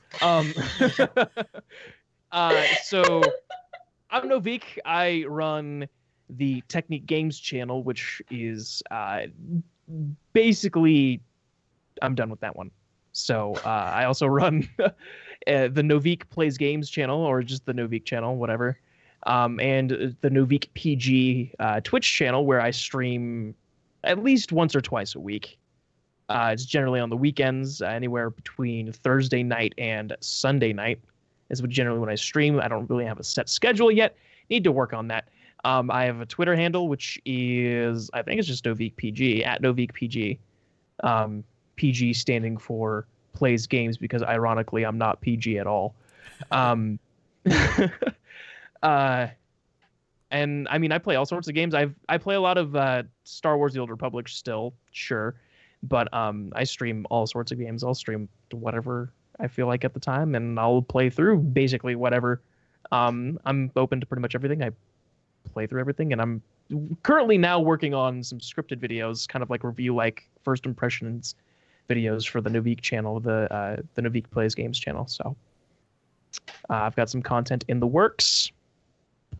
Check it out if you feel like it. If not, then shame on you. You're missing out on some quality Noviek content. I mean, look at this. Look at this. Look, you want this in your life. You want this every day, every second of your life. Follow me everywhere. Everywhere. Wow. I didn't know you were running this kind of channel there, Kidley. I turned off the camera immediately, so we're okay. So we're good. You can't. Oh, that's really close. Never mind. Now I'm just scared. It's funny. I am too. All right, Alise, do some shout-outs. Hi. I am a co-host of a Twitch talk show about Star Wars: The Old Republic on Monday nights at 9 p.m. Eastern. What is that, 6 Pacific, I think? If I'm doing the math right. It's called The Council's World War on Twitch. We have a website as well, and a Twitter handle, same, The Council's World War. It's called The Council, not The Council's World War, and that's every week. I also have a podcast it's called Verification Code Required, with a friend of mine who's a co-host, and it's a general gaming channel. We do the podcast about twice a month. We talk about everything. He loves games, just the same kind of games that Noviek does. So you would get some familiarity there. But I'm also the cure. So it's Noviek PG. So our Twitter handle on that is VCR Podcast. It's at VCR Podcast. We also have a YouTube channel, but it's under construction because I just started it. So there's not much there. So you can go, but there won't be very much there because we're still trying to figure out what we're going to do with it. But it's the same, the Verification Code Required podcast, I think, or it's VCR Podcast. I'm not sure whatever's on the card is correct if I put it on there. And we have a Tumblr, which is VCR Podcast, I do believe, there as well. And then my personal Twitter, I talk about a lot of stuff, Star Wars, The Old Republic. I talk about ESL a little bit, and I tweet out a lot of stuff about a lot of various games, and that's at abrown35 Twitter. So I am all about video games. Cool stuff. All the time. Well, as we wrap this up, I will say PUBG was not selected for any of our categories because, frankly, that game is not that good. And it's not out yet. I thought we had a strict rule against putting PUBG up. We did. I thought that was, yeah. Because it's still early access, right? It's early access, even though it comes out like next week. Yeah. I didn't say anything about Dauntless either, and it is, I believe, also in it's early access right now. Yeah. So I've been hearing people saying that the new Monster Hunter is better than Dauntless. What do you think about that? That would not surprise me any. I played a little. Okay, so I've played some Dauntless. I've played the beta for the Monster Hunter. I just found out that this is not my kind of game, like, at all. But I will say that the Monster Hunter is definitely better than Dauntless for sure. I mean, Dauntless is an indie, and it's Monster more Hunter so like, is more of a AA studio, right? AAA studio. Not to say they Yeah. can't. I mean, going along with the Hellblade thing, not to say that that's not possible for them to be competitive, but we're talking about a multiplayer, right, game versus Monster Hunter is a single player, right? No.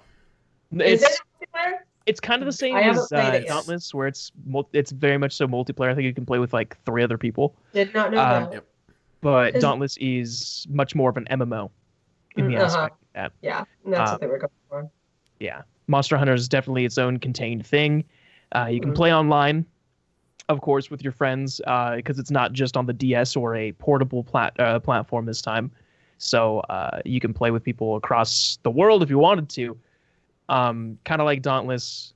Dauntless is more of a stylized version of it, but it's also a lot more bare bones as compared to Monster Hunter, which has had, I assume, plenty of years of. I was gonna say. Like 10 years or so of development time to figure out what they want to do. Yeah. I think that's where I was kind of going. Is it really feels like Monster Hunter has very much been, a studio focused kind of game, and Dauntless is, a lot of there's a whole bunch of BioWare people that left BioWare and got Phoenix Labs up.